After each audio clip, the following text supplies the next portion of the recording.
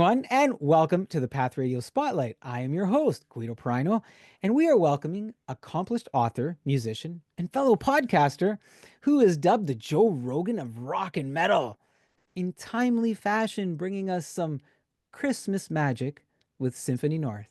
I welcome Peter Orullian. Peter, thank you so much for being here. How are you doing? I'm doing well, Guido. Thank you for having me. Hey, right on. Man, listen, I gotta ask, your last name Aurelian. There's when I said it, like the first time I was saying your name, I wanted to say it with an English accent. Has anybody ever said that to you? No, some people have kind of done it with Irish because they want to put an Really? apostrophe after the O sometimes. Aurelian. Yeah, yeah. Oh, I want to brilliant. say it, I want to say like Peter Aurelian is on the Path Radio Spotlight. Yeah, yeah. Right? No, I've never had that, but I can see it now that you say it. Yeah. Like in It and when you add that extra accent, like people pay attention all of a sudden, like, wait, is he English? Because yeah. it's not, being Canadian like me or just being American, right? It's like, oh yeah, Canadians, Americans. But British, we are British, we're going to have this conversation in British language, right? Like it's all of a sudden there's this, extra flair to it or something, you know? Yeah, I've always thought that people with an English accent, they just sound smarter than the rest of us. There's something about it. I don't know why that's true. There's a great bit in on. Have you ever seen that show, Between Two Ferns, with Zach No, Galifianakis? He has no. Benedict Cumberbatch on there, and he makes a joke about that. He says something like, he goes, "Do you think if people, you think if you didn't have an English accent, people would figure out that you're not a very good actor?" That's Zach's joke, not mine. But anyway, yes, it's actually my name's actually Armenian. I was born in America, but the one thing I've learned to love about it as a an adult is I don't know anybody other than family that has that name, so I never have to worry about reservations and people looking me up when because it's so unique. So So look, I'm a bit of an information nerd, and I actually did look up your origins of your last name, and oh Armenian came up. But yeah. you know what else came up No, tell is me. Italian.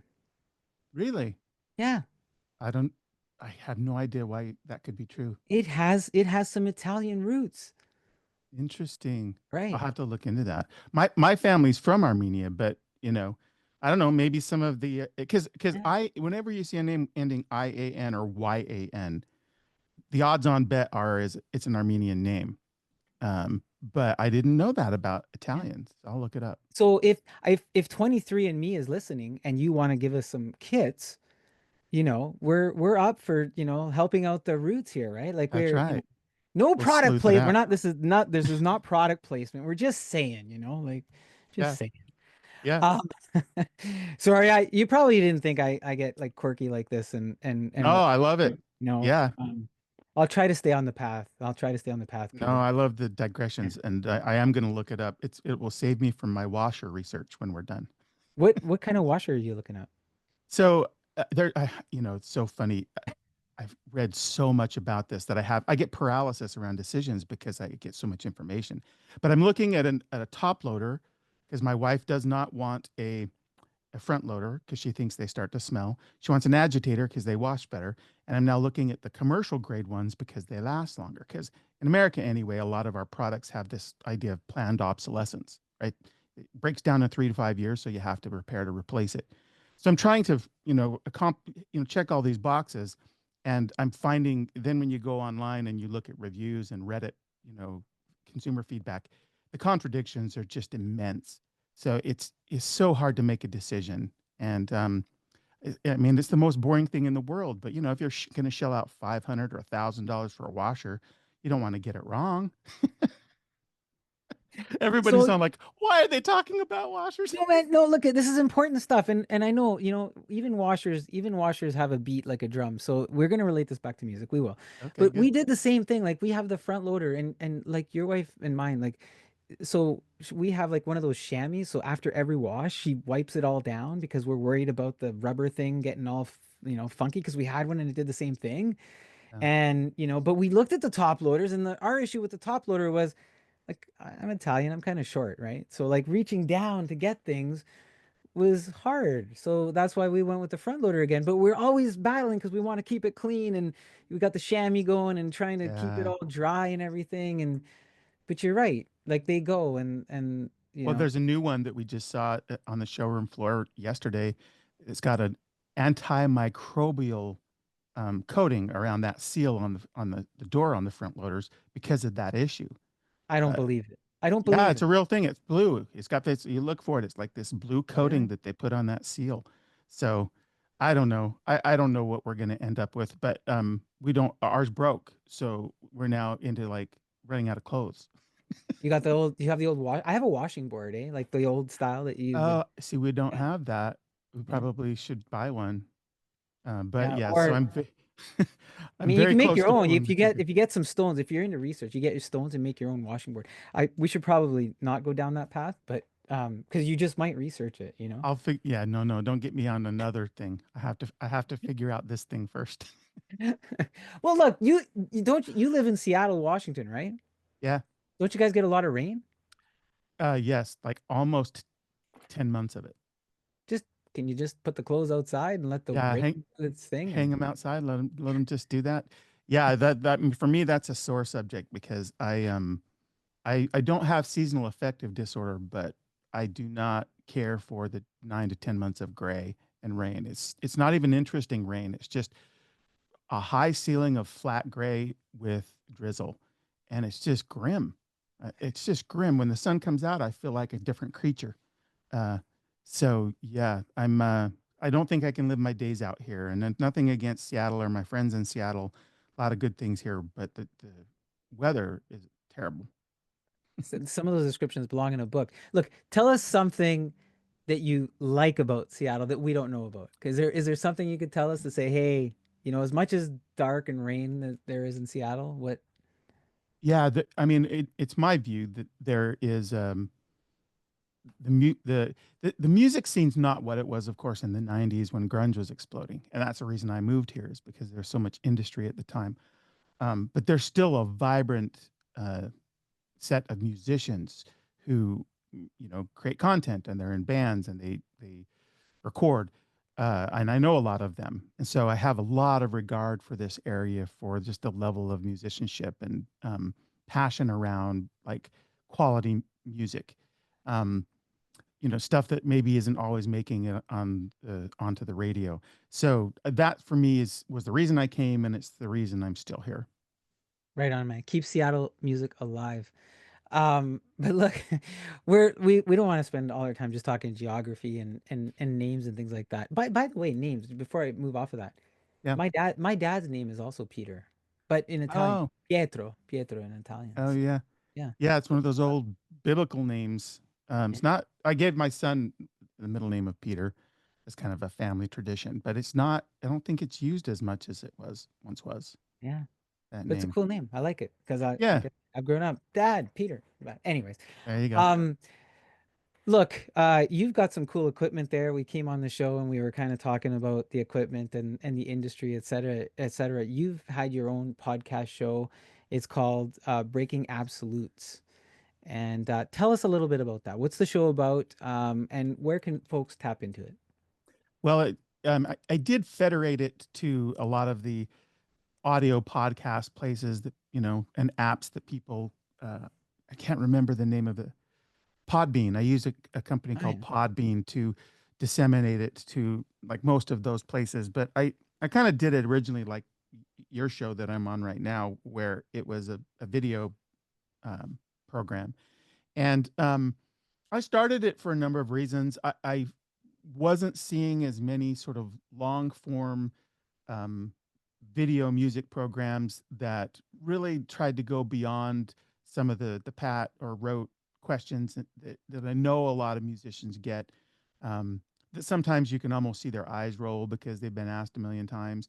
And I wanted to just go a little bit further. I wanted to talk to some musicians that I thought were just consummate musicians, not people who were dominating the airwaves all the time.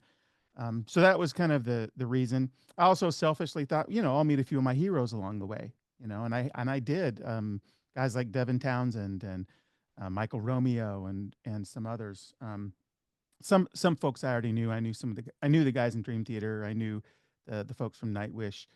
But yeah, that I kind of had this idea, and then I started doing it, And I had an episode with oh, now I sort of just blanked his name. Russell Allen from Symphony X. He's their singer who also sings with TSO and a million other projects. But he and I got talking. And he never does interviews. And but I think he had seen that I'd done some interviews with, Dream Theater and some of those guys. So he agreed. And we started talking. And 7 hours later, I mean 7 hours, I didn't even get up to go to the bathroom. And and then what's funny, the funny part is once I shut everything down, we kept talking for another 7 hours, another 5 hours. So we were, no, it was a total of 14 hours. So it must have been another 7 hours. Anyway, it's crazy. We just kind of had this bromance that bloomed. Um, and in the comments, that's when a few of the people I think started saying, you're kind of the Joe Rogan of metal. Someone said, there was a funny comment. They said, Joe Rogan says, I do long form content, and Peter says, "Here, hold my beer." So, which is just is silly because Joe's kind of a podcast king, but it was just my desire to do something that was not so predictable in terms of what the conversation would be, and with people who don't always get a chance to talk about their music. That's all. Yeah, so and I appreciate this because I think what I'm hearing, you aired a little bit more on, and look, I'm not trying to disparage anybody else, right? But you aired more on the side of I want to get some quality content. I want to go a little bit beyond, hey, that's a cool color guitar that you're playing. When did you get your guitar? Sort of standard stuff, right? Yeah, And there's something to that, I think, Peter, and hopefully folks will check out Breaking Absolutes because you've got your content out there, and so that they can enjoy that because I think when you do what you have been doing, you spend a lot of time understanding and preparing and going in and retrieving that content so that you could have something a little bit more meaningful to offer folks than just the clips that they can get anywhere, right? On yeah, on mainstream stuff. But that you was the you goal. you, you were striving to be different, right?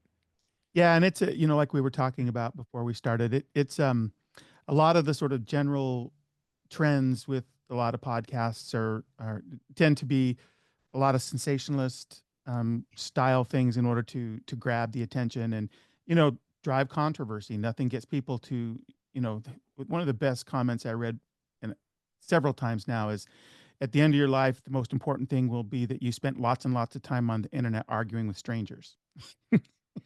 And a lot of the content it sucks you in to want for a reaction. And I didn't do controversy. I did the preparation, so I knew what the hot buttons were and I avoided them because Right. I knew that this person doesn't want to talk about this because it's so I just avoided that stuff altogether. And so there was no real controversy in any of the stuff I did. And some aftermarket sites picked up some of the content, tried to create controversy out of it, which is interesting.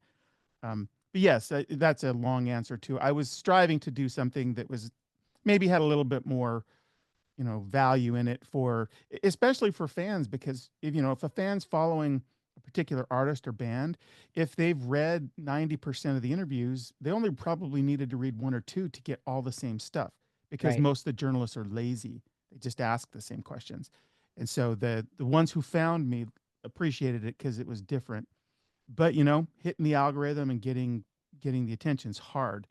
And I'm getting older, man. I can't I We have can't look, fight the algorithm. we got washing machines to research. No, Yeah, there's but no, important stuff. you're right. You're right. The algorithm is an interesting thing out there. But you're gonna keep doing what you're doing with Breaking Absolutes. We're gonna tap into it, hopefully share it out, and maybe help out the algorithm. And people are strange. They'll be like, "Well, Guido, don't you do a music podcast?" Yeah, we're doing a music podcast right now. Well, why would you promote somebody else? Because you know what? You got a quality guy doing a quality show, you're not like you're excited about it. You want to see more of that. You want to uplift somebody else who's doing what you're doing because we both believe in that sort of That's thing, right. right? And so it's not a threat, it's a compliment, right? You learn from each other and you get new people like yourself to look up to when you're doing this work. So It also, like I talked about this just with someone just the other day.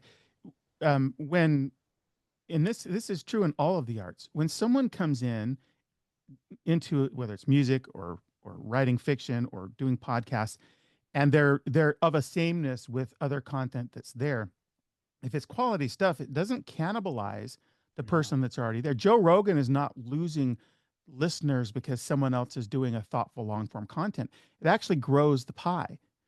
And so then there's an absolute larger number of people, an addressable market, as we would say at Microsoft when I was in marketing there, for people to consume the thing that you're doing. So it's narrow mindedness to think that it's competitive, because it's not. It's like if it's good stuff, it creates an absolute larger number of people to see your stuff. But it's really hard. Some people don't won't see it that way, and Yeah. so you're 100% right. I believe in what you said there. Thanks, man. I'm just curious, since we're talking podcasts here for a moment, there's so many different aspects to doing a podcast, whether it's the preparation, the actual interview, the post-production work, etc. Um, do you have a favorite part of any of the journey when you do a show? It's the actual talking to the person, Yeah. because you'll do a whole bunch of prep, and you have the gear ready, and I'm not particularly adept at all the video editing and that sort of thing. That's not my Mhm. strength. But those conversations find the digressions like we've already found, and it humanizes the person and makes them more interesting. And you talk about things you don't know about and learn things you don't know, and that's the part I enjoy the most, Yeah, like roots, Italian roots. like Italian roots and Hey, washing ta, machines. Pietro. Anyways. Hey, you Uh, dropped you did a little bit of foreshadowing. You dropped a hint on, if you're writing a book. Now, as much as you've integrated your passion for music into the podcast, you're also an author. You've done something similar with your books. You've published several. There's Scenes from a Memory, The Astonishing, Wired for Madness, and there's a bunch more too. Inconsequential as this question might be, did the writing start before the music? Did the music start before the writing? Has one influenced the other? And tell us a little bit about it. yeah, I was thinking about this just earlier today. There's conventional wisdom that says that you should focus on one thing and just try and be the best at that thing. And I have been loath to choose writing or storytelling over music all my life. When I was old enough to stand on the piano bench at Christmas parties in our home, I was singing, for small crowds. Um, and before I, was really adept at language skills at all, I was telling my little sister impromptu stories, just making them up as I went. It's just kind of been in my DNA forever. And then as I got older, I began to sort of more seriously study the craft of fiction and to involve myself with bands and songwriting. So I can't think of one sort of predating the other. Um, there have been times in my life where I have focused more on one versus the other. So when I was working a day job, I would get up at 3:30 in the morning to write before I went to work, because I knew when I got home from work I would be emotionally exhausted.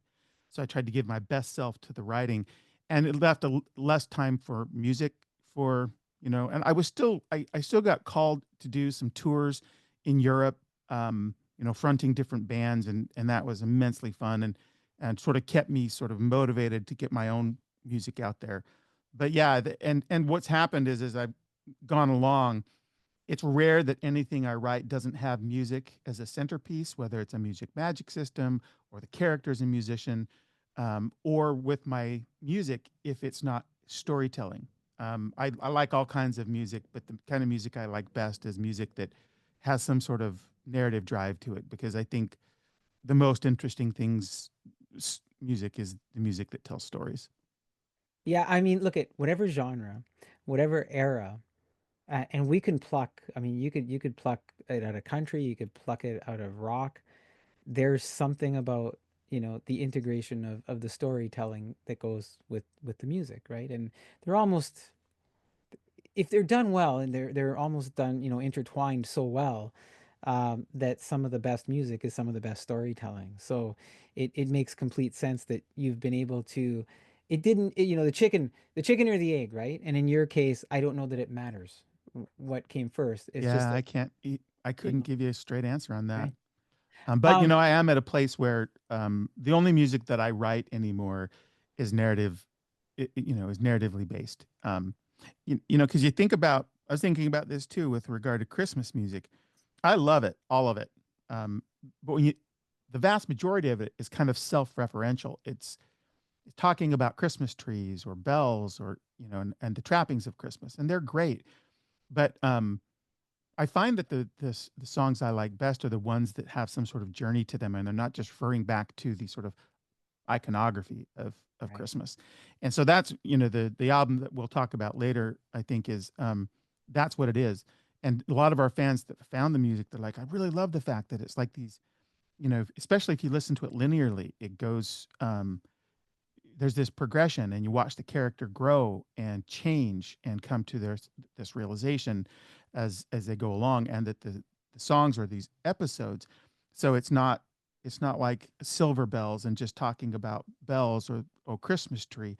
It's these moments in time with these characters who are experiencing Christmas. And that's the stuff that gets me out of bed in the morning. It's just, listening and watching, and I've got some other questions, but you could see the passion of this oozing out. And I'm gonna ask you a passion question in a moment. Yeah. I just want to close off on the books because Yeah, yeah. I spent some time looking through the list, and I just want to understand, like for the readers, um, because they're gonna come here and they're gonna say, "Well, you're talking to him about music, but you also told us he's got books." Tell us a little bit about the stories, the characters, the direction. What is the expectation if we're picking up some of the books that I mentioned? Okay, so the three that you mentioned by name are all sort of my novelizations of albums by either Dream Theater, or in the case of Wired for Madness, an album by Jordan Rudess, who is Dream Theater's keyboard player. Um, and I've known the guys for a long time, but when I did the first one, the astonishing John Petrucci, the guitar player and founder of Dream Theater, it was kind of his baby. He had conceived the idea and written the sort of the seminal story behind it. And even though I knew John, I sort of auditioned for it. I wrote, I said, pick a song from the album, because he advanced me the album, and I'll write the chapter to tell the story of that song. So I did that, and he loved it. And so those novelizations, they're like a much deeper, broader telling of this story that those concept albums deliver, which is natural because the novel form or medium just gives you much more space for the interior life of the character and the backstory and the conflicts and all of that sort of thing. So those three books are, and Scenes from a Memory is the one that just came out. That's probably Dream Theater's, probably the top album in if you've polled all their fans that they love. Um, so those were really fun to do because I knew the music, I loved the people that created the music, and I was sort of entrusted to extrapolate those stories. And if people find me online, they're going to find several other novels that have been published. The first series I published was a fantasy series by a company called Tor Books. They're one of the largest fantasy publishers in the world, and as you might guess, the magic system in that series is music based, which isn't done very often, but seemed natural to me because I'm a musician. So it's hard to find a piece of fiction I've written that doesn't factor music in some way. And the thing that I'm working on now is well, two things. I'm writing the second Symphony North album, and I always write an accompanying novel that tells the fuller story. But I'm also working on a series with a New York Times bestseller by the name of Brandon Sanderson. He's right now maybe the most successful fantasy writer in the world. Um, and I had gotten to know Brandon, and he had this story, this idea that he was tussling with. He couldn't crack it, how he wanted to do it. And it deals with sort of metal culture. The central character's a vocalist. Um, and so when he and I got talking, he said, "You're the right person for me to collaborate with on this because you know all this stuff I don't know." So that book is the contract is almost done, and the first book in that series will release within the next 12 or 18 months. So my active writing life is still very sort of tied to music stuff. No, that's right on. That's right on. And that's exciting. Like you've got some connections going on there. You're building relationships. And I think, it's interesting because when you're doing writing and you say, well, I got to know Brandon and we're talking but it's based on the conversation, getting to know you, the relationship, that the second piece of that kind of comes alive. And you're bringing the songs to life in a different way. So sometimes, like I read a story, I know, and not to bring this in, but Del James and Guns N' Roses, right? Like he did some writing, but there's certain writings that he did that if you're a fan of the music and then you read the story, or vice versa, you'll want to consume the other, right? Because you go, oh, there's Yeah. this connection to it, and then it just brings it to life or gives it a third or fourth dimension to what you're listening to, whether it's the music or whether it's the writing. Talking about dimensions, I was also looking at all the different covers that you've got on the books. Are those your designs, or did you bring those designs in, or? No, I did a lot of product packaging when I was working for Xbox, and so I have a pretty strong sense of sort of visual language. And so on most of them, I consult pretty thoroughly with the cover designers and the cover artists on what I want to see. But on the tour books, they're a little the contracts actually stipulate that they get to make those decisions. So I got a little bit of tweaking authority in the process later on. So it depends on which book we're talking about. Some, I art directed almost entirely, and I contracted the artist to the image and told them kind of what I wanted the image to be. And others, I was more tweaking and finessing once the basic image was done. But I love that part of it. I love the imagery of a good book cover. I think it. I Yeah. mean, there's industry studies that show that um, that's the attractor, and so a good cover is what first attracts some. If they don't already know your name as a writer, like people just show up to buy the next Stephen King or James Patterson book because they read them. Doesn't matter what it looks like. But second after sort of name recognition is the cover. So I love that part of it. Yeah, it seems for a while books, I don't know, that they got away from the cover, or they just got really lazy and simple, and so like you, I like to absorb the cover and internalize it a little bit, and then does it relate to the story, or how do I draw it? It's Yeah, just the imagery, right? So yeah. I was just drawn to that, and I want listeners as they consume that to also just think about it, right? Like when you pick up a book, I mean, I guess, it's nice if your name is splashed on it there, or the author's name, but when there's something else to it, the dimensions is really cool. Um, you give us these little nuggets as we're talking, and little, I call them breadcrumbs. You leave these little breadcrumbs for me. So you talked about vocal coaches and things like that. And as we transition to music, you trained with David Kyle, aka the Maestro. Now, for reference purposes, David also worked with Jeff Tate or Queensryche and Wilson Hart and others as well. Um, how does a voice trainer like David help change what you do when you're either going to sing or prepare, or even any of the transition work that you're doing vocally? Well, David, I'm a big proponent that some people have a natural ability to sing, and that's glorious if they do. Um, Many, even if they do, I think benefit from training. And then I think that online sort of training, the sort of advent of Zoom training, I think does a disservice to the idea of vocal training, Mm, because I think there's something ineffable that happens in the room when you're standing with someone to learn. Just as I think it's also true with, going to high school or whatever else. But so I was, in that generation where I was going to vocal lessons with David and standing next to the piano, and he was giving me instruction. And I think then the next step is you have to find the vocal trainer you connect with. And you might have to try a few before that becomes true for you, because I just don't think all personalities mesh. But I got lucky with David right from the go, because I called him my own personal Yoda, because he was an older gentleman at the time. He has since passed, but he had stories for days about everything. And we'd be working on something, and maybe I was stumbling here, or my voice needed a rest, and he'd stop and he'd tell me a story. Sometimes they seemed like meandering stories, like, what's this? What? Why? And then all of a sudden, the conclusion of the story comes, and it has this wonderful salience to what we're doing vocally. He just had this masterful ability to do that and to inspire. And so when I started training with him, um, he he gave me confidence that I was going to be able to achieve the notes that I wanted to achieve. Because for me, I had this aspiration to be able to hit the really big high notes with power, um, and that I would be able to, sort of realize my aspirations in terms of endurance and tone and that kind of thing. And so very early on, I was at ease, and then I just started to do the training and the work to get to those goals. And of course, I knew him because of the names you mentioned. I knew that he had had success training really big voices. Um, so then, when I had sort of done everything with him I could do, and I went away to start doing my own music, um, I had that sort of confidence that they talk about with people who do martial arts, that they train so they don't have to fight.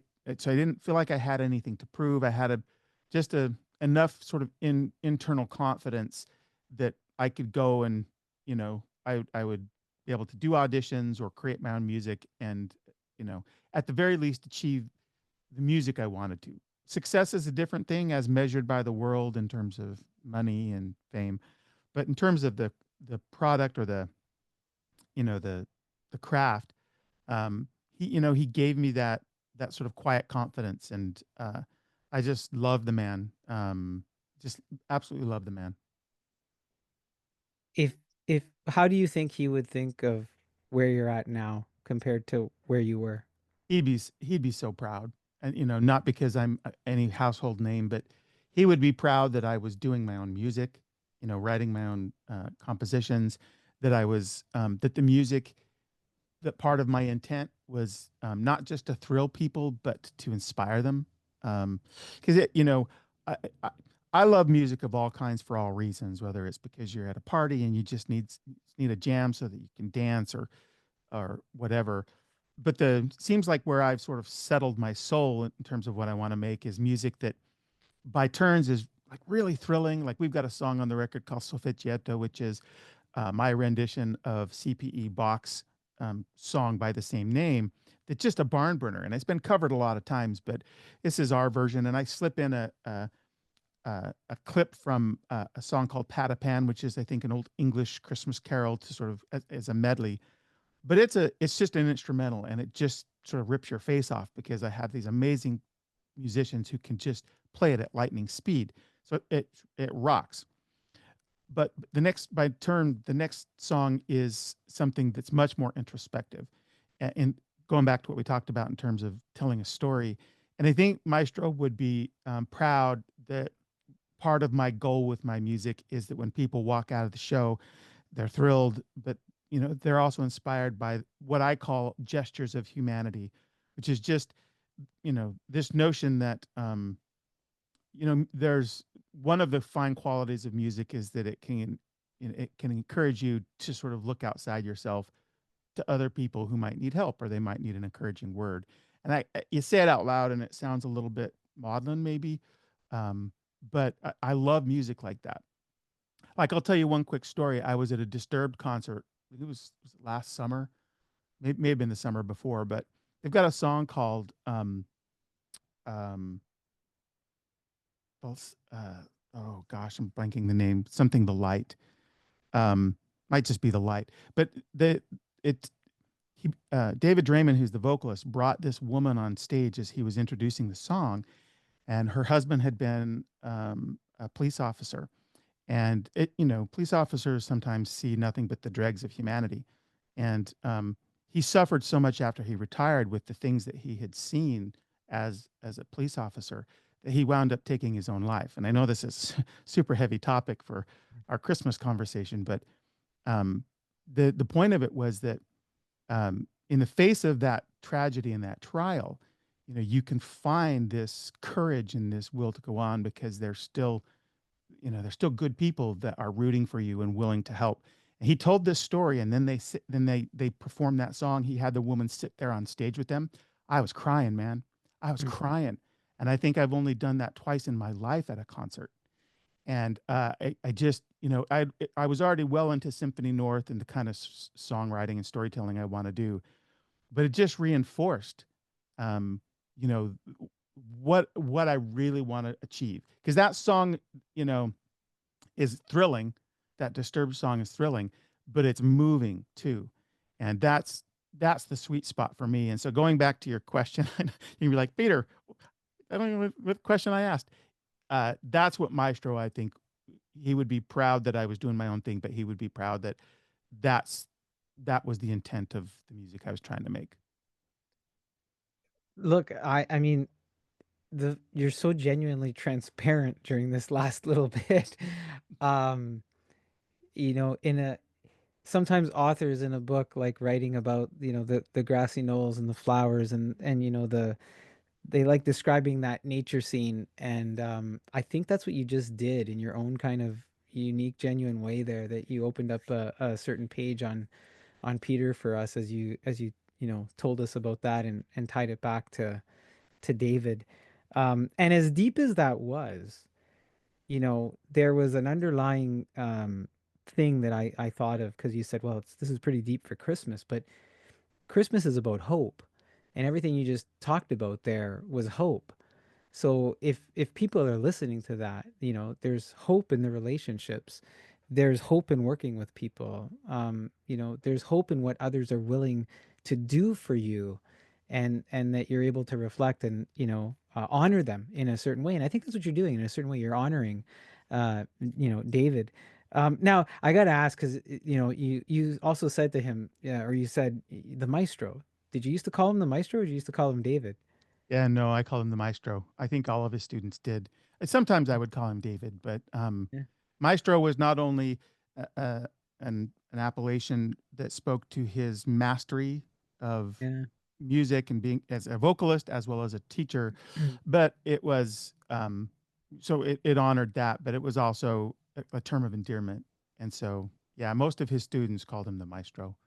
He was the maestro Yeah, of our music, but well, again, sounds sappy, but he was like the maestro of our souls because he really connected with his students. He really inspired them, and yeah. that's not all trainers or teachers have that gift, but he did.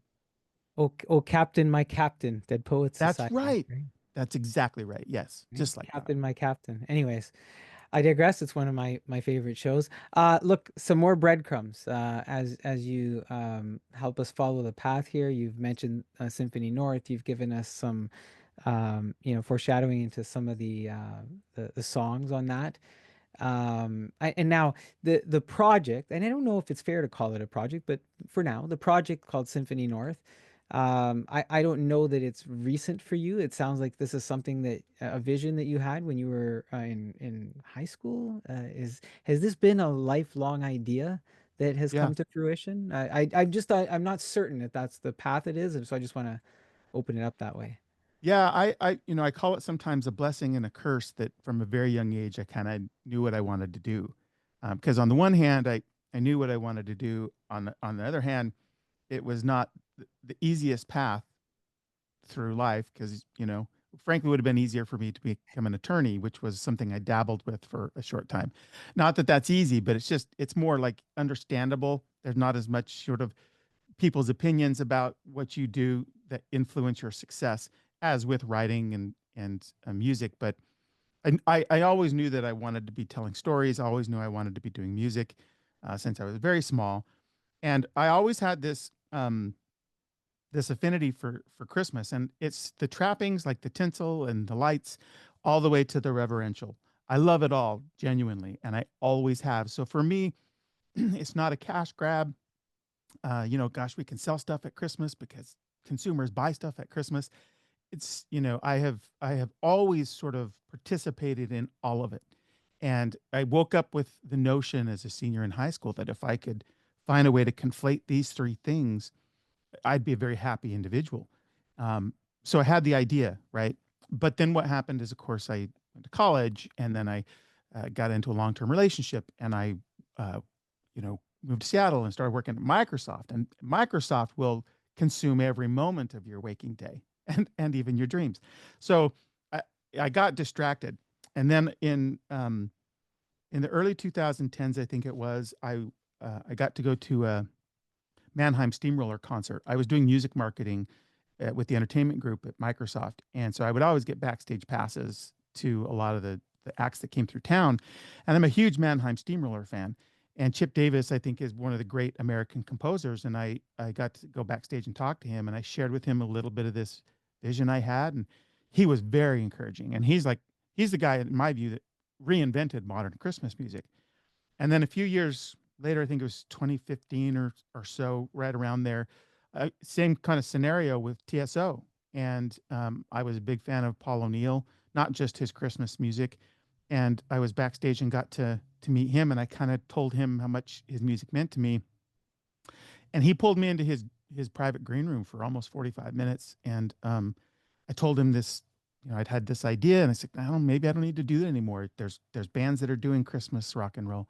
And he looked at me very seriously, and he said, Peter, if you don't go chase this, I'll be disappointed in you, because the world always needs more Christmas music and always needs good Christmas stories. And it was very shortly thereafter that I got serious about Symphony North. Um, so yes, lifelong, but like galvanized, later in life. You gave me a little bit of chills with everybody needs more Christmas music, more Christmas stories, because there's just so much more that you can explore there. I was thinking, this Symphony North, you might have invented the Elf on a Shelf before the Elf on a Shelf, because it really has been your Elf on a Shelf for a little while, and now It you has. coming off the shelf a little bit, right? It's So interesting. Yes, it has. Since I was a senior in high school, I was 17. And it's one of those things where I do think there's something in the air sometimes that ideas land. Uh, um, like I wrote a book once. I was in my senior year in college. I was in an honors program, and so you had to choose like a project, and I chose as my project to write a book because I was an English major. And so I wrote a book that had as its conceit the idea of that vampirism was genetically prescribed.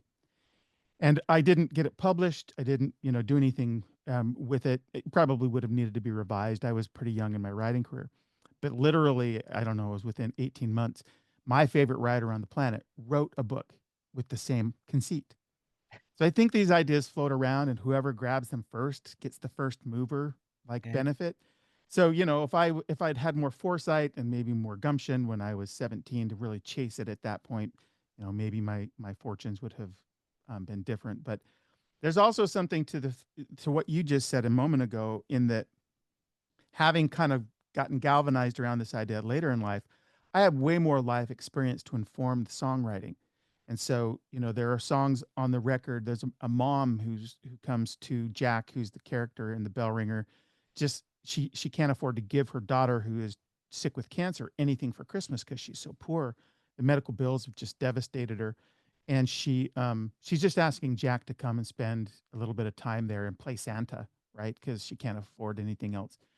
And so it's what's interesting here is that Jack's wife had passed of cancer, and this becomes like a recurring idea in the album, where the things that are like our wounds, the things that are our tragedies in life, we're useful and valuable to others, not in spite of those things, but precisely because of them. So Jack, in this instance, becomes the perfect person to go and talk to this little girl and give her some happiness and help her parents see that she just needs them to be normal, right? And just so that she can be happy. And so there's this interchange that takes place.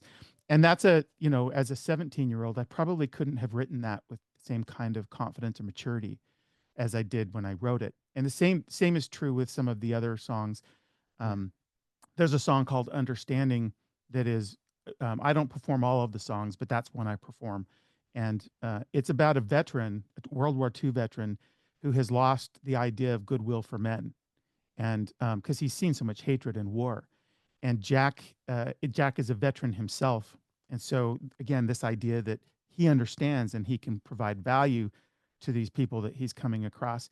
And he has this conversation with this old veteran on the sidewalk in the Bronx where it's set, and he basically tells him, like, look, man, you and I are the we can have value to people because we know how to get our hands dirty. We know how to serve, and we know how to do that even through the hard times. And he gives this old man who's like probably only got a few years left, the will and the confidence to have hope again, like you were talking about. And so those songs, I for sure couldn't have done them justice as a young person, and where I think hopefully I did as an older person. Yeah, the things we learn along the way and the things we can reflect on, when we were 17 and that we bring to the table now that we couldn't have. So, um, one of the things that pours out here over and over is your passion for Christmas. And you said that it is one of your three greatest things in your life is Christmas. The other two are rich and powerful music and storytelling. Yeah. All things that you've oozed out for us today. But I'm curious because, we have a lot of stigmas in the world, right? And I can tell you, I love Christmas. There's a cultural thing with myself in Christmas with my parents, my mom especially, how, the things we did, the things that we were brought up with. Um, it's not easy for a guy to say, "Hey, man, I love Christmas. I love the spirit of Christmas. There's a passion. I have a passion for it." But what for you made Christmas your one greatest life passion? Like, what part of it is the greatest influencer for you? It's hard to say because when I say that I love the tinsel and the lights and I love the reverential, by which I mean the story of Christ, I love all of it. I think even if you don't have a faith conviction and you don't even believe that there was a Christ, the idea of someone who has sort of limitless willingness to sacrifice in behalf of other people, that I mean that is a value or a virtue that I want to believe is common to to humans. I mean, we don't always exhibit that for sure, but I feel like I observe more patience and more kindness at Christmas time from people of all walks, right? I've had friends who were, dyed in the wool atheists. They celebrate Christmas to the nines, right? And they are giving people and loving people. And I think that, I don't think there's anything wrong with the devout portion of it at all, but I think you can abstract from that if you wish to, um, the idea that uh, you being willing to reach out and help someone when they're down, whether that's an encouraging word. I mean, it could be monetary, but I think that's the least Yeah. important way. I think encouragement, um, uh, helping someone brave something that is hard for them to face. Those kinds of spending your time. I mean, that's the most precious commodity, right? Sounds kind of sappy, but it is. Those are the things that I think are at the heart. So absolutely, yeah, Jingle Bells and I mean, I love all that stuff. I watch Elf and Christmas Story and Christmas Vacation, and I laugh at Cousin Eddie. I laugh at the Red Ryder BB gun. But I'm drawn more to the stories like George Bailey in It's a Wonderful Life, or Scrooge. These ideas of redemption and recognizing that success is little to do with what you thought and mostly to do with the relationships that you cultivate. And I know, you say it out loud, and in our culture, it's not going to give you good clickbait for this video, but that's what I recognized as a pretty young person, that I love that, and I still watch the Rankin and Bass stop motion animation stuff. So don't pigeonhole me anybody into this sappy old guy who just wants to love. Um, but I saw that as a young kid. I saw people just being, how did Bill and Ted say it? Be excellent to each other.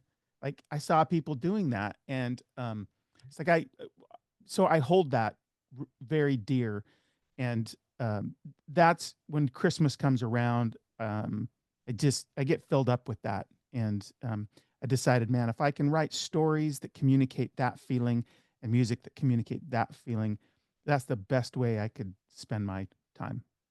Chills. Look at I you said clickbait. I want to help people out here for a second cuz you gave us again, you gave us some breadcrumbs, okay? You rhymed off a bunch of movies there, okay? And those bunch of movies with another handful of movies. I know people who aren't religious folk, but when the story of the birth of Christ comes on TV, they don't turn the channel. They'll sit through the commercials and they'll watch that show, Yeah. right? And so many of the other movies that you talked about, right? So if you're listening to this and you're saying, ah, but I'm telling you, if you have not changed the channel when you go through those movies because you see them, fundamentally, at your core, you're hitting what Peter Yeah. is talking about here. At your core, you have some kind of passion as well, in terms of what Peter's telling us, and in terms of the storytelling and how he connects and the relationships that he's bringing about through the song and the passion that he's demonstrating for Christmas. We have varying degrees of it, I'm sure. And I'm sorry if you think I'm preaching to you out there. I'm not preaching.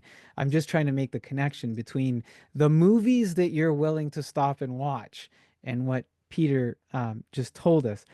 You know, Peter, you said in all of that as well, one of the precious things that we give each other is time.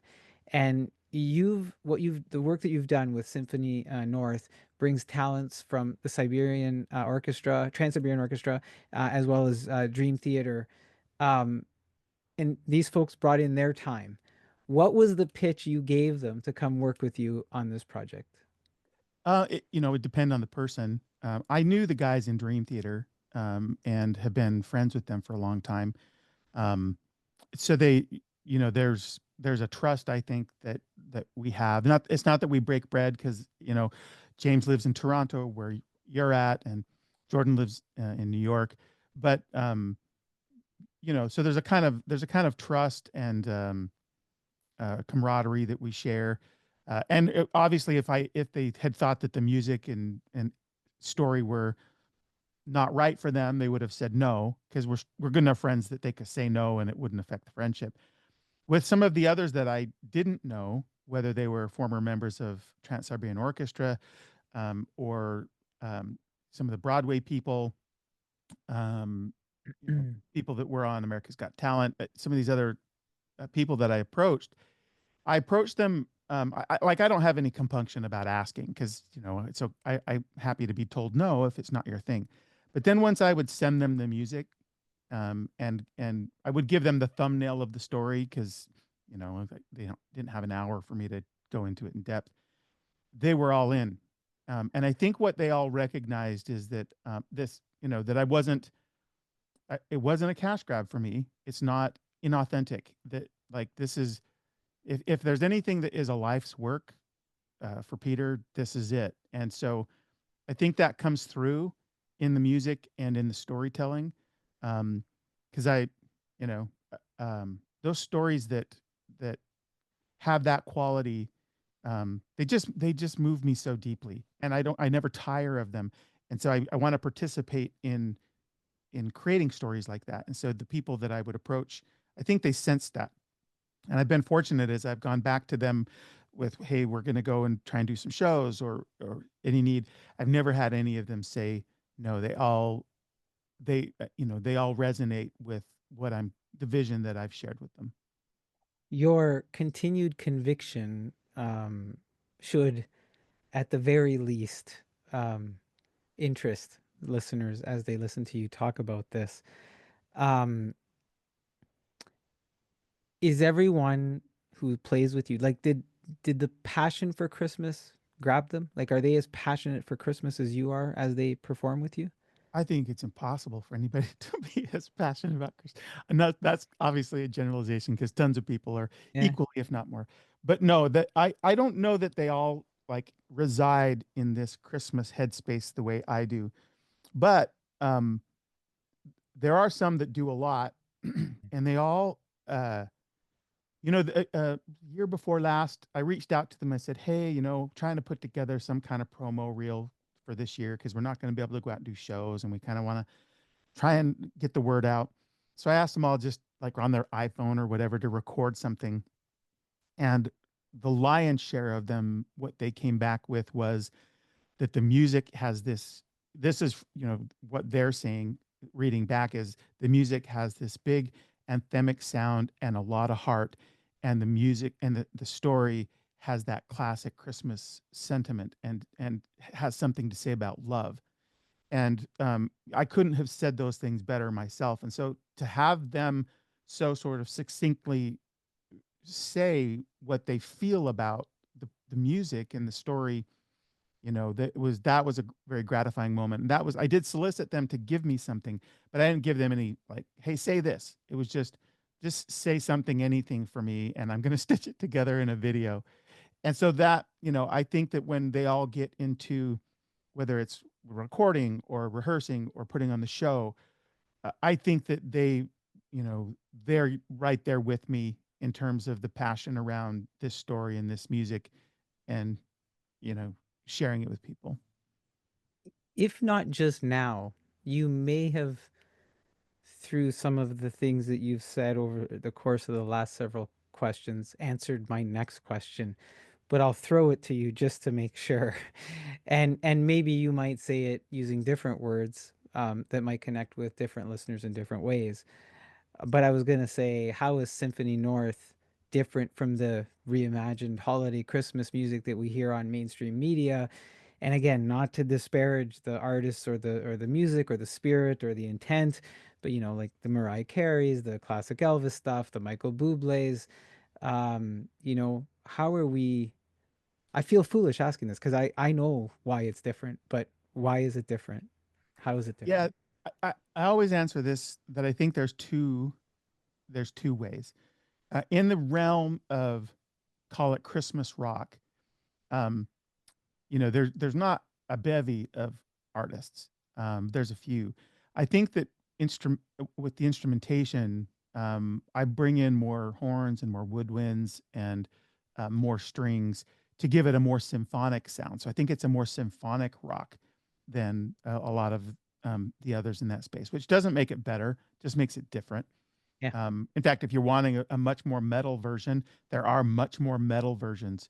There's a band called August Burns Red that does a really aggressive Christmas sort of rock metal thing.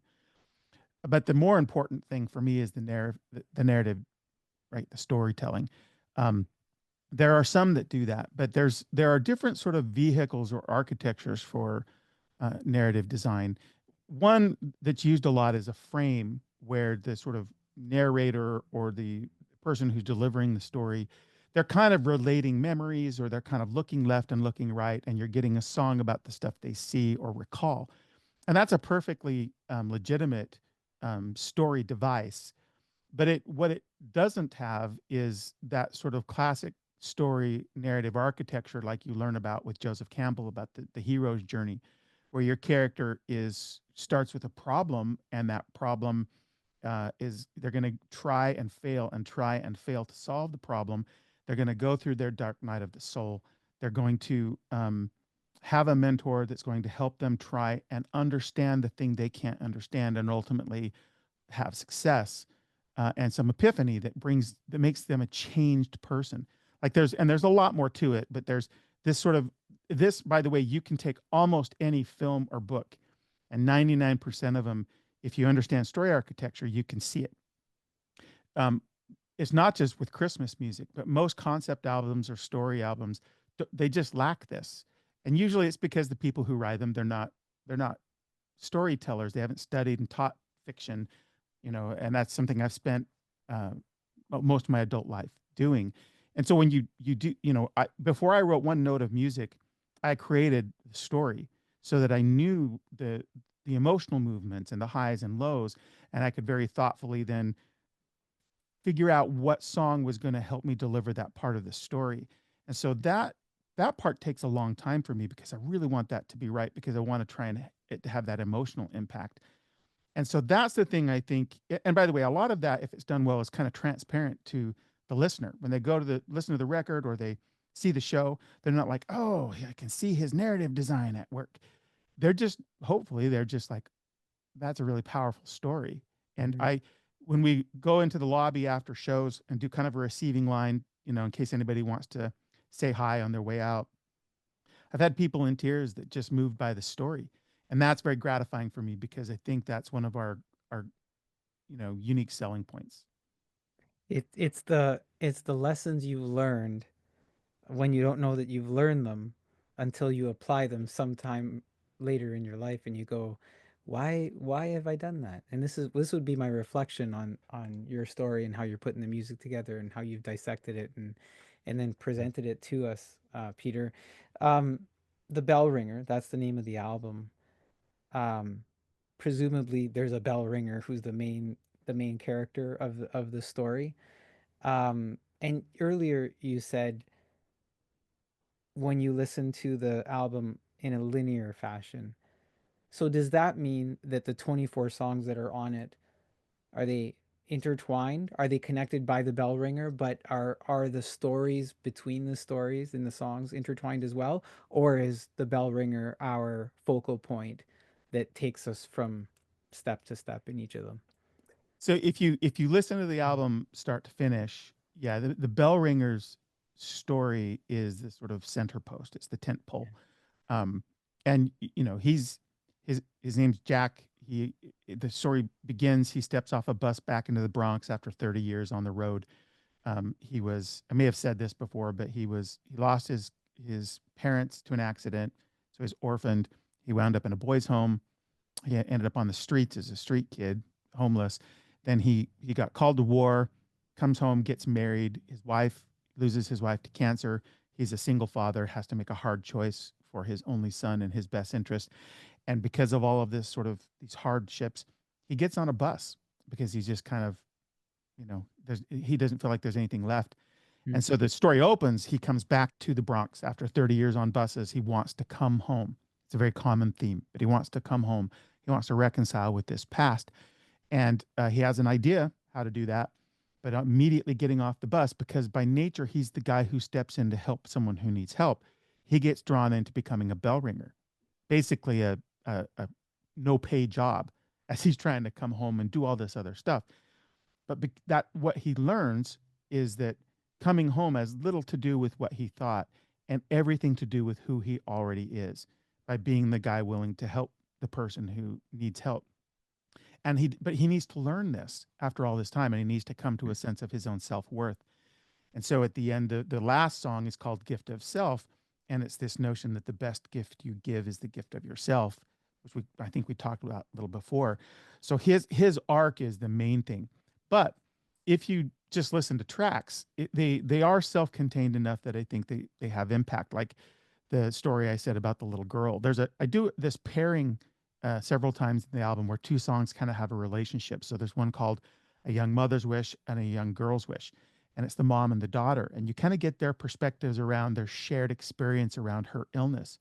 There's also one called No Fairy Tales and Yes Fairy Tales, and it's kind of this one woman who's the antagonist in the story, kind of deriding Christmas and tearing it down for all the rational reasons that sometimes you hear about Christmas and why it's no good. And then immediately after that, you hear Jack defending Christmas, almost in like a Christmas fight song. And I've had some people say for them it's the best dichotomy, two song dichotomy of what the arguments for and against Christmas. And so those songs can be heard, isolated, and I think they still, they make sense and they hold up. But there's added impact, I think, and emotional weight if you kind of do the whole album. I know that like these days, a lot of people don't consume albums that way, like start to finish, like when you used to have to because you had to put the needle down on the vinyl. But if you decide to do that with the bell ringer, I think there's added benefit. When you get to the end, I think the emotional payoff is there. I'm a huge fan of the full story, start to finish. I love the fact that you are have been able to master a picture within a picture. You're referencing those four tracks. I think they're tracks 9 and 10 and tracks 14 and 15 on your album.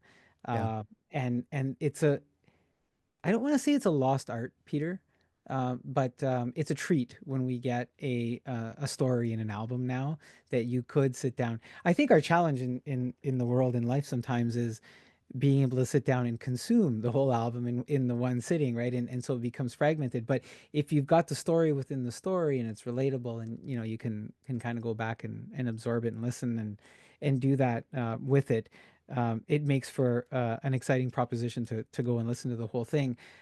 As you're describing it, you're cementing, the idea or the notion as I was listening to the tracks, etc. um, a theatrical show. Are we headed towards a theatrical show? Yeah. So the way that we stage the show, well, it's going to be different in the future. Way we've done it in the past, we have a narrator, and he comes out between about 75% of the songs to advance the story motion because they're necessarily there's some connective tissue in the story that needs to be presented that's not available just in the lyrics or music alone. And I've done that in rhyming couplets in the past because it's a convention that goes back to ELO, I believe.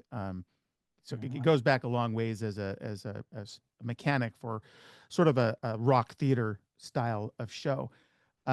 What I've How I've changed it for next season is that instead of sort of rhyming couplets, there's actual narration. So the character of the narrator is a character and has a voice and is kind of taking you into his confidence to take you on this journey. So when we present the show, we don't break the fourth wall from curtain to curtain. There's an intermission, but it's a um, we want to immerse you in this story, and we don't want to disrupt the spell by stopping and saying, you know, how you doing, Cleveland? And that sort of thing. That's my Spinal Tap reference. So it's only after the show's concluded that we then grab the mic and ask, say hi to the audience and everything. So there's a missed opportunity there for interaction, but our show's different, and so it'll evolve the next time we do it because I've reordered the narration, rewritten the narration, reordered a few of the songs. But I do like when time and money are no consideration. I'm going to actually do some additional composition and do a more traditional staged version of it. I've always thought it would be a really cool actual Broadway show, but I would need some yeah. additional songwriting because I would have to give more characters more sort of screen time. But Yeah, yeah, so that's that's the feel I got was, are we gonna see a Broadway show? The other part, and you know, with the main character that you have there, the storytelling, the narrative, the connecting all the different characters. And I don't know why, but Christmas, Polar Express came to mind, right? And then not Christmas related at all. Forrest Gump came to mind, only because you've got that central character that is giving us all of these insights into all of these different things. And then I thought, why not? Why stop at Broadway? Why wouldn't this, become some kind of classic movie at some point? oh, so It's I'm glad you said that because one of the things I did at the outset was I thought, okay, I'm really going to do this. We talked about this moment where I got galvanized. I said, I'm going to, I have not been doing it like I wished I had been for a lot of years, but I've gained some experience that might be useful. And part of that was when I was at Microsoft, I did a lot of franchise development. I worked on big IP and with big IP, because we had film partners and TV partners as well as music partners. And so when I sat down to kind of create the first Symphony North as an entity and then stories, because I've got three outlined stories for future records and novels, and a fourth one that I've just started because I'm always developing them. And I've started the second record and the second novel for Symphony North. But I thought I'm going to treat this as though it could actually become all the things. It could be a film, a book, all that. So I've just finished the novel. I can't remember if I said this. I apologize if I did, but I just sent the completed novel to my agent in New York wow. last week, last Thursday. And so he just sent it out to a bunch of the big publishers in New York. So I'm hoping that next holiday the novel's out. And I always envisioned that. In fact, when was writing the novel, I thought about it cinematically. And so I'm hoping that once we get it published, that I can interest a studio partner, because that one of the in my studies of Christmas storytelling, and we talked about how obsessive I am about the washer I have to buy for my wife. It's not just for my wife, but she's picking it. Um, with all of my flood of information. But think about how I am with all of my obsession around Christmas and Christmas stories and music.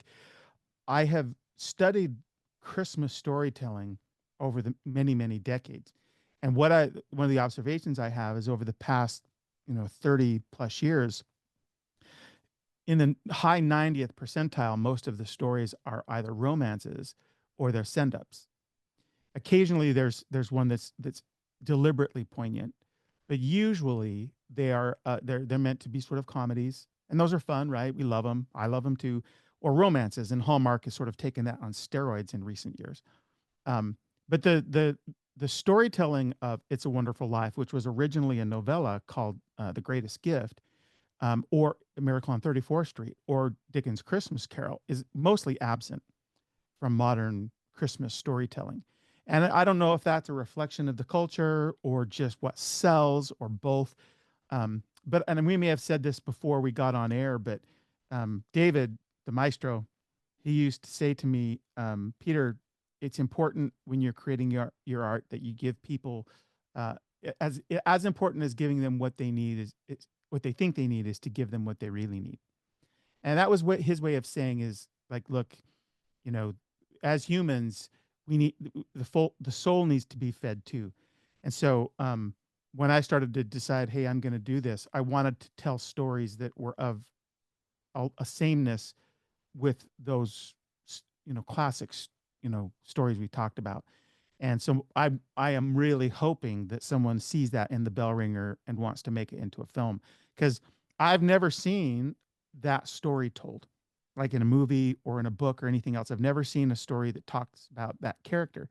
And it goes back, it's a for me, it's a by the way, this is more nerd talk because I know we're both nerds about information, but the kettle that is used for things like Salvation Army, it actually the first guy that used that, who was an American Salvation Army officer in San Francisco, he had a bunch of people he wanted to feed one Christmas, and he didn't know how to raise the money. And he remembered that as a kid in Liverpool, where he was from, that he had seen a kettle. It was at more of a bowl on the wharf. I think it was at something at Standing. I'll remember the name, but there was a proprietor of a dockside shop there that put out this bowl because there was an Irish distress fund because there were a lot of impoverished Irish people. There'd been a big mining accident, and in those days, the men and the boys worked in the mines, and so literally the entire this one town after the mining accident was almost all widows and young girls, and with no means of support. So he put out this bowl inviting sailors and travelers to throw in their change. This long before there was even a Salvation Army. And so that mechanic for charitable giving and collection goes way back. And so I when I was a kid, I would see people, not just Salvation Army, I would see people use that collection mechanic all over the place. And I always wondered about the person that was willing to stand all day in the freezing cold for pennies. I thought, what, for free. It's like, why? Who is that person? And so that was, when I founded Symphony North and I said I want to tell these kind of stories, it just came to mind. I thought I got to tell a story about the person who's willing to stand in the freezing cold for no pay so that someone else gets a penny. What is, that seemed remarkable to me. And I've never seen that story told. So I'm hoping an ambitious filmmaker will say, yeah, let's adapt your novel. They're giving their time, which is what we talked about earlier. And yeah, I want to I it's if there's a filmmaker, I want to see this in a movie because I think that, you know, um ingrained in my head is that person standing by that kettle, and we walk by them. Sometimes we put money in it, sometimes we don't, but there's a story and we see them, but they see all of us, and sometimes they have conversations with some of us and sometimes they don't. Yeah. And I as much can't as pass them. I it can't. I it's even as a hard, right? kid, Yeah. and this is no comment on people that do or can't, because some people don't have a penny. Right. In fact, one of the songs in the story, the first encounter Jack has, is with a woman whose dress is the hem of her dress is worn. Right. It's it's a threads hanging down, and he can tell she's poor. He can tell she doesn't have the money to give, and so he basically shakes her off, like, no, no, we don't need your money. Mm. But she recognizes that something in him needs to see even her give, because his because he would ask her not to give, something in him clearly needs to be healed or understood or changed. So she gives her coin, and that whole it's called hope in a coin. And when she gives the coin, she's not giving it even for the people who are going to receive it. She's giving it so Jack can have an understanding of what it means to sacrifice, because he knows it's going to mean a sacrifice for her, because he can tell she's poor. So like I thought about this kind of thing, and not everybody can afford to give. But ever since I was a kid, like even if I was rushing into the store with my parents, I always made my mom give me a penny so I could put it in. And so maybe that's why it's always stuck with me. I just thought, Yeah. and this theme in the album, that every penny counts. In fact, the young girl in the novel who has cancer, she comes to give a penny. She makes her parents bring her so she can give a penny. And Jack is talking to her, and she shares with him the math. She says, if everybody gave a penny, that'd be a lot of pennies, right? Jack's like, I like the way you do math. So I get really passionate about this topic. No. I have a lot of regard for people that are willing to, stand in the cold for people's pennies. My face hurts from smiling from all the stories you're telling about this and the excitement around it and the And by the potential way, around it. we are not affiliated with Salvation Army or any organization, and that's by design, because like Yeah. we said before, I think that, not that I have anything against any organization, Yeah. I just think that the idea of sharing and giving of yourself, I don't think anybody has cornered the market on that. I think that Yeah. that's available to all of us. And one person will ring a bell, another person will knock on doors, whatever the thing, and we can all give in our own way. Yeah. But anyway, I just wanted to say that, because I'm not stumping. I never stump for anybody, other than the idea that um, I think that, like, yeah, I don't know all of the story of Guido, but my guess is you've had heartbreak in your life and you've had down times, because you're human. And it's my belief that whatever those things are actually perfectly qualify you to help a person that Peter couldn't help, because I don't have the Right. experience. And what that means is that everybody's necessary, you know, when we think about And trying to help people. yeah, and I just keep thinking as you're doing this, as we are passing Jack by or whoever is representing Jack in our city as we see them, we could easily be one of Jack's stories, one of Jack's encounters, one of Jack's 100%. lessons, right? And in all the songs, the exciting part about this is we're coming in at a point in time here where we're talking to you and we're talking about the songs. We're listening to the evolution of what this is. And when this becomes, the book, when it becomes the Broadway show, when it becomes the movie, boy, what a time to get in on this right now and just be part of that evolution because we all want to be part of something, right? And if you're there from the beginning, you know, and it just means something different. It doesn't mean that, it's bad to come in at the end because, we extract things or we learn things in different ways. But it's exciting for me to be able to talk to you about this right now and listening to the ideas, the foundations, the fundamentals, the things that have gone into it today, the vision for what it is going to become. And you're doing this with this group of people who are a talented group of people who share a similar vision, and you're doing it with transparency and kindness and goodness and all the things that we want out of Christmas that we as David say that we would really need right now, Peter. Yeah. Um, sorry, go. You wanted to say something? No, that's a really good summary. I think that I never want someone to think that I'm being doctrinaire or preachy. Because I Hmm. started by saying I love the tinsel and the lights, and there's times where I just want to laugh, and I just want to get swept away in all of the trappings. But I think that the full Christmas experience also includes, this other piece. And so the when we present the album, when we present the show, it does have an ebb and flow. There are songs that are just sort of rocking songs. There are some songs that are kind of raucous and just fun, but there's always this counterpoint. And I think that actually makes those moments more poignant because you have this ebb and flow. And at the end of the day, I think that part of what gives Christmas its potency is that regardless of how you approach it, the notion, I know I've kind of said this in different ways, but the notion of um, just reaching out, however subtle or inconsequential that might seem to you, is it matters a lot. There's an old story from that old book, um, Chicken Soup for the Soul. Mm. And there's a guy walking on, I think he's on a beach, and he's walking along and collecting starfish and throwing them back out into the ocean. And I guess this happens like, it's a rhythm that happens a lot, and the starfish get stranded. And if they don't get back to sea, that they can dry out or die. At least that's how the story goes. And the guy sees him. He says, "This is futile because this is going to happen again tomorrow, and you can't possibly make a difference in throwing all these back." And the guy picks up one of the starfish and throws it out and sees, says, "Made a difference to that one." Right. Right? So you don't know by saying hello to someone in the checkout line who maybe seems like they never get a chance to talk to anybody. I'll tell you one of my a story that doesn't show me in such a great light, but taught me a lesson. I was in the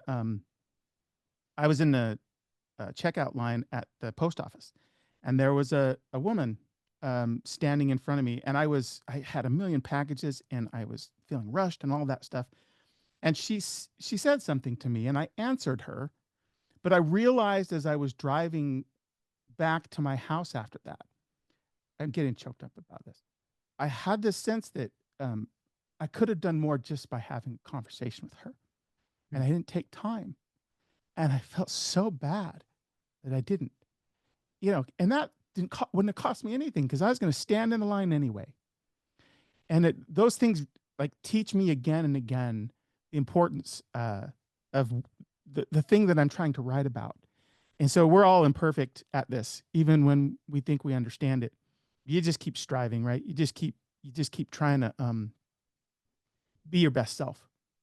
And you're going to keep falling down, but I think the point is to keep trying. And in these moments when it doesn't cost you anything, you know, just to have a conversation, doesn't no money has to be exchanged or anything. Uh, um, so I don't know. I'm a better person for having made that mistake because I won't make that mistake again. How much of you is in Jack? A lot of music, Jack. Mm. Yeah, because not that I've had the same tortured life that I I wrote for Jack, but um, the I feel pretty acutely my weaknesses, the Mm. mistakes I've made. Not that I don't think that I'm past them or not forgiven or anything like that, but it's like that old adage where if you have a 2x4 and you hit a nail into it, right? You can take the nail out. There's still a hole, and that wood can still be viable and can hold up a roof, but it's still got a hole in it. Mm. So I've got my holes. And I know it's a kind of a sappy No, analogy, but no. the I always feel the mistakes I've made, and but I try and make those my strength. I try and when that happens, I try and keep them at the forefront of my mind enough that I don't make them again. And so when I go to that same post office, like I do almost every day, especially during the holidays, because I'm mailing out CDs or whatever, if I'm standing next to somebody, I'll even initiate the conversation and just, you know, it's just a conversation, but it's a warmth that two strangers can share. And I've Mm. had some amazing conversations with people. So that I made that moment of weakness, I made it something better than than who I was before. And that's what Jack does. Jack takes all of the trauma and he becomes the person that is right in the lives of the people that you meet in the album and in the story, uh, to give them some comfort in a time when there was no other comfort. And so it was a good thing. I call Jack a good man, which is a phrase my father uses. It's the highest praise that my father can give someone is to call them a good man, and that's who Jack is, and that's who I try to be, failingly, but that's who I try to be. giving us again a lot of hope. There's Christmas comes with a lot of grandeur. There's the Christmas tree, there's the lights, there's the nicely wrapped presents under the tree. There's all these perfections that we see. And sometimes, there's a story behind the story. And I think that's what we've gotten from you, Peter, is the story behind the story in what you do with your books and your music, and with your storytelling and with Christmas. There's a path for us to get to you a little further. There's a couple of paths. You have two websites, I think, symphonynorth.com and aurelian.rocks. Which is the springboard for us to continue engaging with you? Or sometimes I know artists like yourself have multiple social media platforms. Is there one that you would say, hey, go here and everything you need to know beyond that, you'll have a pathway through that? Well, Um, yeah, I would say if you're kind of really interested in Symphony North and the music and the stories that we're going to do, then go to symphonynorth.com.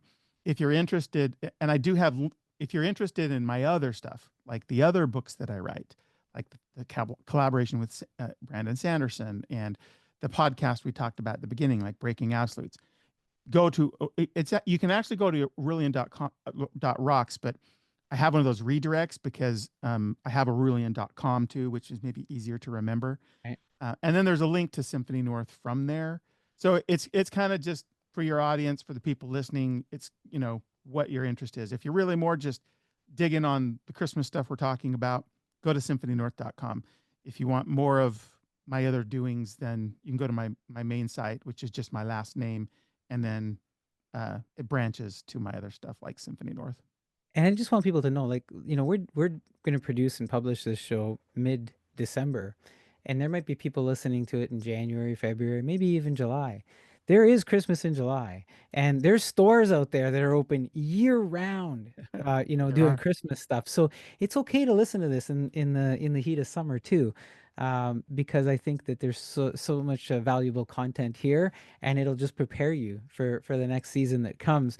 Let me ask you a quick question as we're coming closer to the end of our chat tonight. If you had a Christmas wish this season, what would it be?